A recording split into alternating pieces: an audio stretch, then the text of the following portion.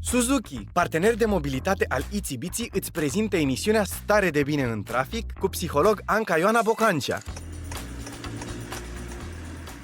Atunci când ești în trafic, ești copleșit de sunetul claxoanelor, poți să faci ceva ca să schimbi acest lucru.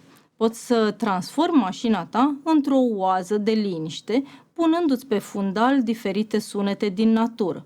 Poți folosi atât foșnetul frunzelor, cât și valurile mării sau alte sunete care pe tine te relaxează. Vei transforma tot acest drum într-o călătorie care îți aduce bună dispoziție și relaxare. De multe ori sunetul naturii ne aduce relaxare în corp, concentrare, dar și o stare de bine.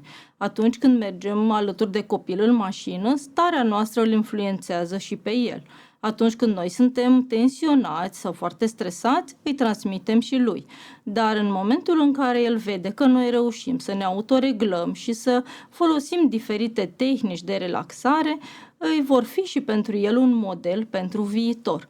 Profită de următorul semafor și puneți astfel de sunete pe fundal. Alături de copil vei avea o călătorie care mai degrabă e ca o plimbare în natură decât una prin traficul aglomerat.